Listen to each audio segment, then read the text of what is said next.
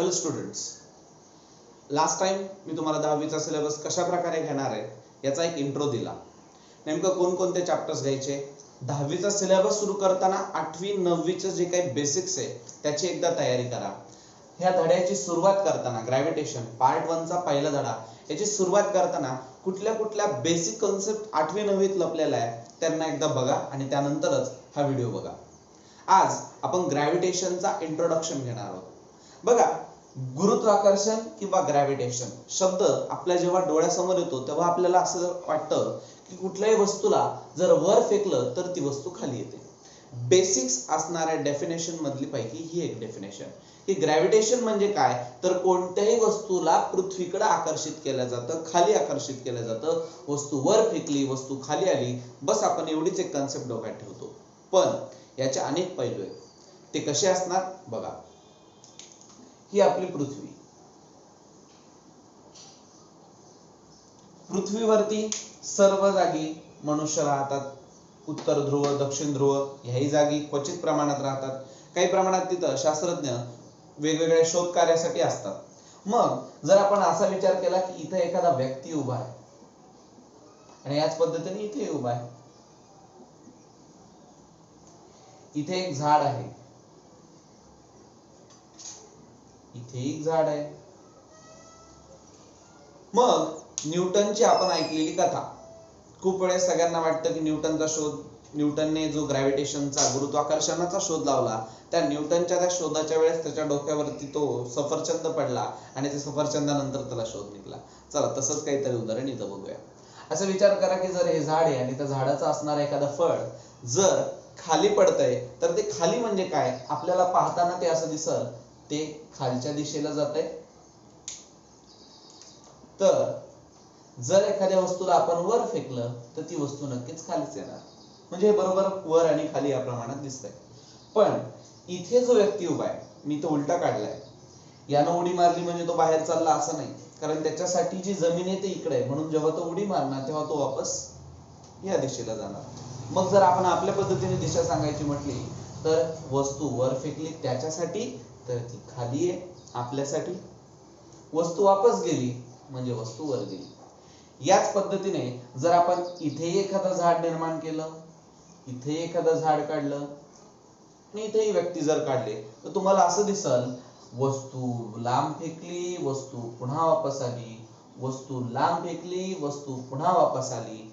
तर आता पुढची ध्यानात घ्यायची गोष्ट, मग गुरुत्वाकर्षण काय, वस्तू फक्त वर फेकली तर खाली येते असं नाही, खाली फेकली तर वरही येते, डाव्या हाताला फेकली तर उजव्या हाताला येते, उजव्या हाताला फेकली तर डाव्या हाताला जाते. दॅट मीन्स इथं वस्तू जी आहे ती खेचल्या जात आहे पृथ्वीकडे.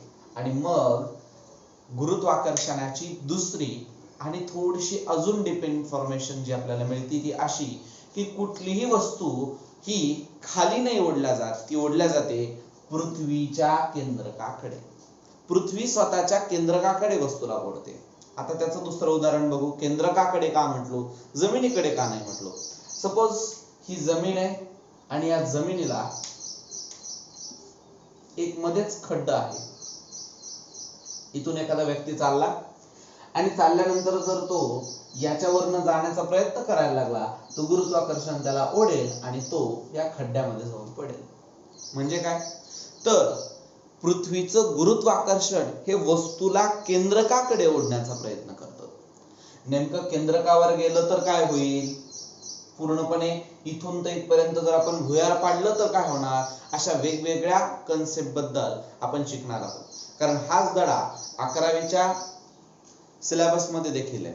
मग त्यावेळेस असणारे जे डेप्थ कन्सेप्ट आहेत त्या तुम्हाला थोडं माहितीच तो म्हणून मी पुढच्या एखाद्या व्हिडिओमध्ये नक्कीच सांगेल.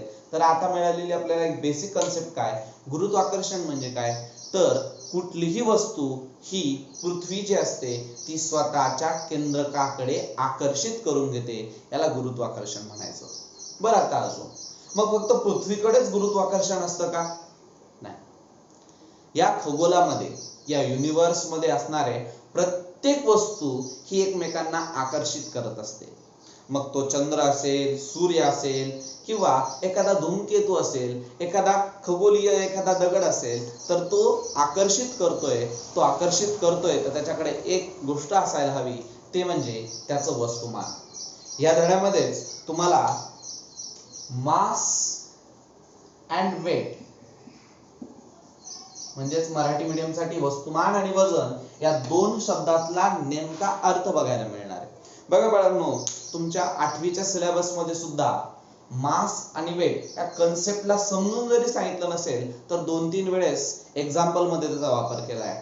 तिसरा चॅप्टर फोर्स आणि प्रेशर मध्ये नेमकं वेटची डेफिनेशन तिथूनच आपल्याला मदतीला येते.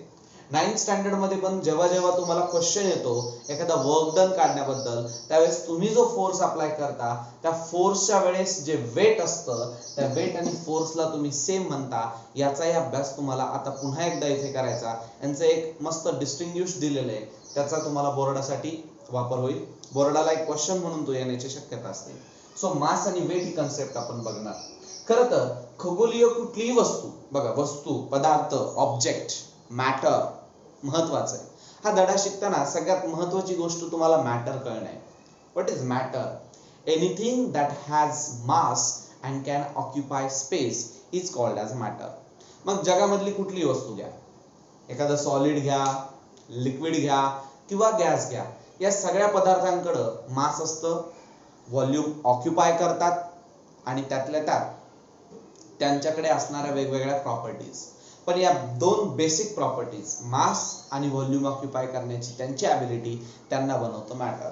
मग कुठलंही मॅटर असू द्या, ते मॅटर जर आहे तर नक्कीच त्याच्याकडे ग्रॅव्हिटेशन असणार. आता ग्रॅव्हिटेशनच्या या कन्सेप्ट डायरेक्ट न्यूटनच्या नाही आल्या, थोडा याला पण इतिहास आहे. न्यूटनच्या जन्माच्या पण 8 वर्षापूर्वी डेथ झाली होती जोहान्स केपलर या सायंटिस्टची. या धड्यामध्ये आपण त्यांचा पण थोडासा अभ्यास बघणार आहोत. जोहान्स केपलर, हे जे जोहान्स केपलर होते, त्या जोहान्स केपलरने केपलर्स लॉज नावाचे फार महत्वाचे लॉ बनवले. हे लॉ बनवताना त्यांनी कुठल्याही प्रकारे मॅथमॅटिकल रूप तिथं जास्त दिलेलं नव्हतं. त्याचे कुठले एक्सप्लेनेशन्स किंवा प्रूफ्स तिथं मांडलेले नव्हते. ते मांडण्याचं काम नंतर न्यूटनने केलं होतं. पण जोहान्स केपलरने पहिल्यांदा जो पाया रचला, त्यानं जे सांगितलं, त्याने जे नियम बनवले की का पृथ्वी किंवा सूर्य किंवा खगोलातील वस्तू ह्या गोल फिरतात, त्या कोणत्या कक्षेत फिरतात, त्यांचे फिरतानाचे जे काही नियम आहेत, त्या सगळ्या नियमांना जोहान्स केपलरने मांडलं आणि त्याचं पुढं मॅथमॅटिकल रूप दिलं आयझॅक न्यूटनने. बघा, हे दोन नावं तुम्हाला या धड्यामध्ये फार महत्वाचे असणार आहे. Sir Isaac Newton.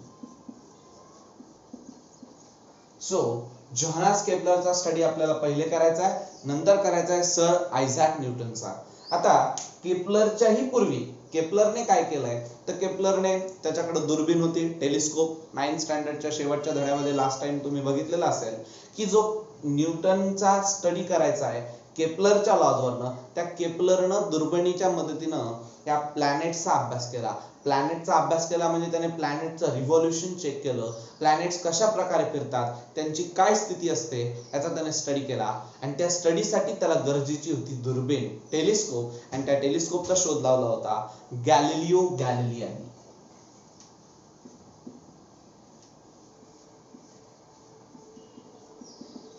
सो तुम्हाला आज इथे 3 जणांची माहिती मिळाली. Galileo Galilei, who was the inventor of telescope, then Johannes Kepler, ज्यांनी या सगळ्या रिव्हॉल्युशनरी गोष्टींबद्दलचं एक ऑब्झर्वेशन केलं. अँड आफ्टर दॅट तिथे होते सर आयझॅक न्यूटन, की ज्यांच्यामुळं या फिजिक्सचा पाया रचला गेला. मॅथमॅटिकल फील्ड मध्ये सुद्धा सर आयझॅक न्यूटनचा खूप मोठा स्टडी महत्वाचा आहे. तुम्ही 9th स्टँडर्ड पासूनच जॉमेट्री मध्ये ट्रिग्नोमेट्री प्रकार शिकत आहात विद्यार्थ्यांना. तो जो ट्रिग्नोमेट्री भाग आहे, त्या ट्रिग्नोमेट्रीसाठी किंवा पुढे जाऊन तुम्हाला कॅल्क्युलस शिकायला मिळेल, याचा जो निर्माण करताय तेच आहेत सर आयझॅक न्यूटन. तुमच्या माहितीस्तव ते नेहमी लक्षात ठेवा. आणि आपण आपला पुढचा पार्ट इथला सुरू करूया. तो म्हणजे असेल की जर आता ग्रॅव्हिटेशन कन्सेप्ट जर आपल्याला बेसिक कळाली आहे, तर महत्वाचं असतं की आपल्याला एखादी वस्तू की जेव्हा एका सर्क्युलर सर्कम्फरन्स वरती फिरते, त्यावेळेस असणाऱ्या मोशनचा आपल्याला स्टडी करायचा. 9वीला असताना तुम्ही लिनियर मोशनचा स्टडी केला, म्हणजे एका स्ट्रेट लाईन मध्ये असणाऱ्या मोशनचा अभ्यास केला. इथे एक नवीन प्रकारची मोशन तुम्हाला आज ऐकायला मिळेल, तिचं नाव आहे सर्क्युलर मोशन.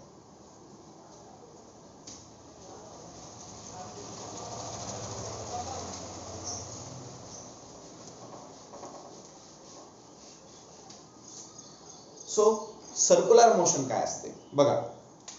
माझ्या हातात एखादी वस्तू असेल जिला मी दोरा बांधलाय आणि त्या वस्तूला जर मी गोल गोल गोल गोल फिरवतोय तर ती वस्तू त्या सर्कलच्या सर्कमफरन्स वरती मोशन करते. आणि एखादी वस्तू जेव्हा सर्कलच्या सर्कमफरन्स वरती फिरते त्या मोशनला म्हणायचं circular motion.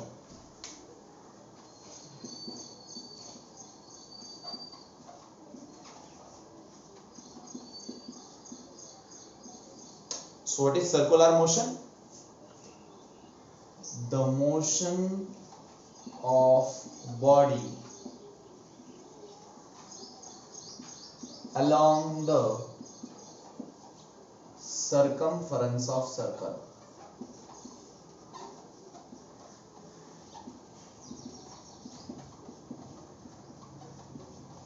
Is known as circular motion.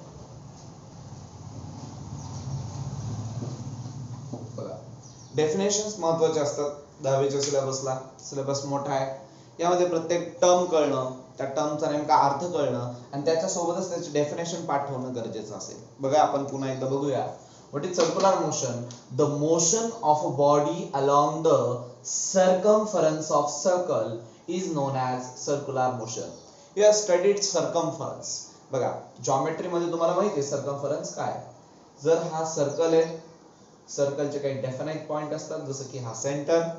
या सेंटर पासून कुठलंही या सर्कमफरन्स पर्यंत जर मी एक डिस्टन्स जर घेतलं, this distance is always same and that distance is nothing but the radius of circle. त्या वर्तुळाचा तो त्रिज्या असते आणि मग this radius is the distance between the any point on the circle from the centre. Next, जर एखादी वस्तू या सर्कमफरन्स वरती फिरते, this body is moving along the circumference, त्यावेळेस आपण ह्या बॉडीला ती सर्क्युलर मोशन मध्ये आहे असं म्हणणार. बघा काही जणांना याच्याबद्दलचं उदाहरण फॅन वाटतं, ceiling fan, table fan. Actually ते उदाहरण सर्क्युलर मोशनचं नाहीये, ते रोटेशनल मोशनचं आहे. त्याचं कारण सांगतो. जेव्हा सिलिंग फॅन फिरतो, सिलिंग फॅनची जी काय बॉडी आहे, दिस इज सम बॉडी, सम मास, आणि तो सर्कमफरन्स वर फिरतोय. फॅन मात्र तसा फिरत नाही. त्याच्या एका रिजिड पॉइंट वरती तो रोटेशनल मोशन करत असतो आणि त्याची बॉडी या सेंटर पासून तर इथपर्यंत सगळ्या जागेवर फिरत असते. दॅट्स वाय फॅन किंवा सिलिंग फॅन यांची मोशन ही सर्क्युलर मोशन नसून ती रोटेशनल असते. नेमकं रोटेशनल मोशन काय असतं तुम्हाला 12वीच्या सिलेबस मध्ये नक्कीच त्याचा एक माहिती मिळेल. त्यानंतर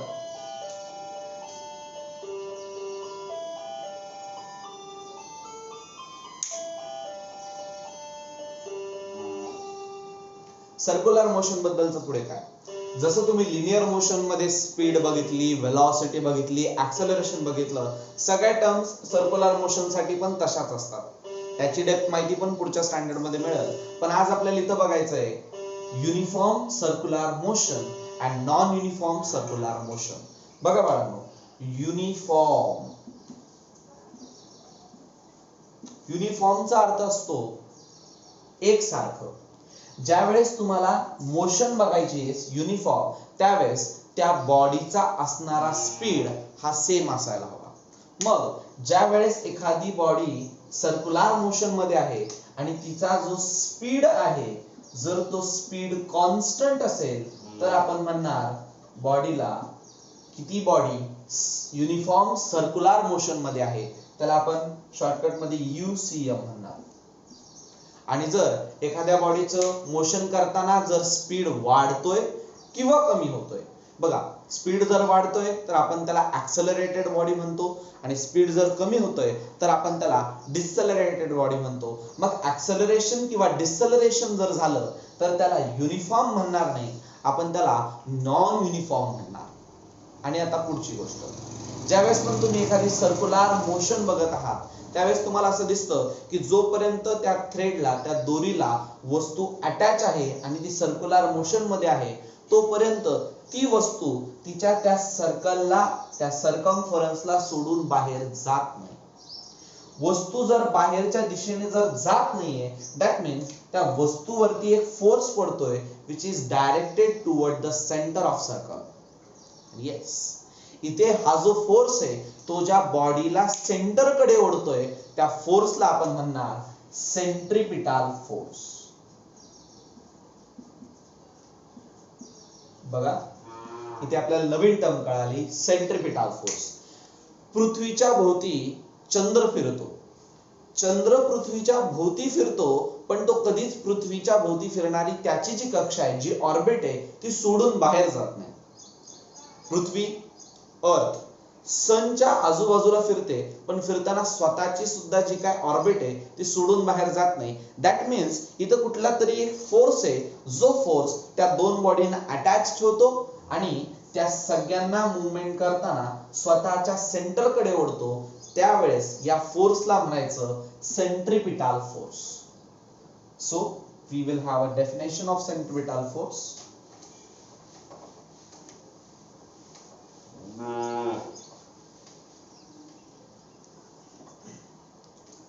हे सगळं लिहून घेण्यासाठी तुमचा व्हिडिओ वेळोवेळी पॉज करत चालत जा. मी आज या व्हिडिओमध्ये सांगतोय, प्रत्येक व्हिडिओमध्ये सांगेल नाही सांगेल. ज्यावेळेस पण तुम्हाला एखादी डेफिनेशन किंवा असं काही नोट डाऊन करण्यासारखं वाटलं तुमच्या नोटबुक मध्ये नक्कीच नोट डाऊन करत जा. सो सेंट्रिपिटल फोर्स बघूया.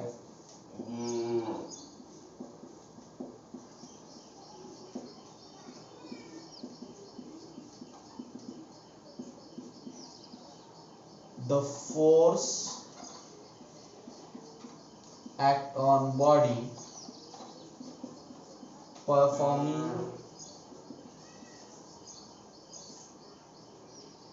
circular motion toward center is known as centripetal force. So this is the centripetal force. The force act on a body. ही जी बॉडी आहे तिच्यावरती तो फोर्स ऍक्ट करतो, which is performing circular motion. ही बॉडी circumference वरती मोशन करते, म्हणजे ती सर्क्युलर मोशन करते. त्या बॉडी वरती फोर्स ऍक्ट करतोय टुवर्ड द सेंटर. ह्या फोर्सची जी डायरेक्शन आहे ती डायरेक्शन आहे toward the centre, and this type of force is called as centripetal force. Centripetal force पुढे जाऊन तुम्हाला एक फॉर्म्युला सुद्धा महत्त्वाचा येणार आहे, त्याला मी आताच नोट डाऊन करतो. बघा, force centripetal. So I am giving a shortcut abbreviation, let me CP. Centripetal force is mv square upon r. याचं नेमकं जे डेरिव्हेशन आहे हे तुम्हाला 11th स्टँडर्ड मध्ये पाहायला मिळेल. So centripetal force is mv square upon r. Actually in the 9th standard you have studied what is force. Force is given by formula mass into acceleration. By comparing these both formulas, actually मी याला एक equation number 1 देऊन घेणार. Equation मला पुढे कामाला येणार आहे. अजून एक गोष्ट नोट करा तुमच्याकडे, मी पूर्ण व्हिडिओ दरम्यान या चॅप्टरचे कदाचित 5 व्हिडिओ 10 व्हिडिओ चालतील, पण या प्रत्येक व्हिडिओ मध्ये इक्वेशन नंबर आज मी 1 टाकलं, मग उद्या 2 3 अशाच पद्धतीने येतील, ते रिपीटेशन होणार नाही. कारण काय होतं, खूप वेळेस आपल्याला कन्फ्युजन होतं की नेमकं आजच्या व्हिडिओला माझा इक्वेशन नंबर 1 होतं, उद्याच्या व्हिडिओला पण एखादा इक्वेशन नंबर 1 असेल, मग त्याच्यामुळं स्टडी करायला थोडंसं अवघड जातं. सो आपण इक्वेशन नंबरची जी सिरीज आहे ती एकदम कंटिन्यूअस ठेवणार आहे. So note it down.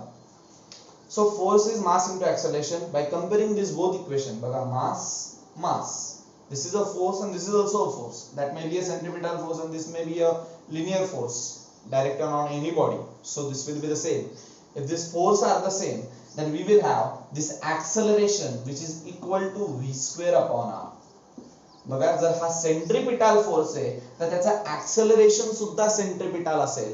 इथे या दोन इक्वेशनला कंपेअर करून तुम्हाला एक ऍक्सेलरेशन मिळतं. That acceleration is v²/r. Same from that. Digest मध्ये एक दोन तुम्हाला न्यूमेरिकल सापडतील. त्या न्यूमेरिकलच्या वेळेस मुलं जरा कन्फ्यूज होतात की बाबा आम्हाला सेंट्रिपिटल फोर्सचा फॉर्म्युला कळाला, मग सेंट्रिपिटल ऍक्सेलरेशन कसं येणार. This is just merely a comparison. Compare करून तुम्हाला हा इक्वेशन मिळतो. So that is the term. आज आपण सर्क्युलर मोशन बघितलं टर्म, आणि दुसरी बघितली सेंट्रिपिटल फोर्स. आता आपण लगेचच जोहान्स केपलरचे जे 3 लॉज होते त्याचा स्टडी सुरू करणार.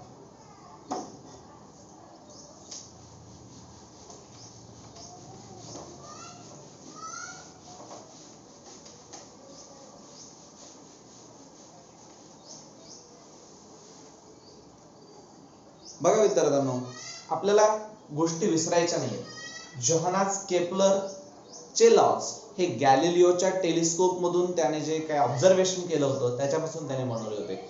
लॉज, नियम, थिअरीज वेगवेगळे प्रकार आहेत. ज्यावेळेस पण तुम्ही लॉचा स्टडी करता त्या लॉला कुठल्याही प्रकारच्या प्रूफची गरज नसते. तो जगतमान्य असतो.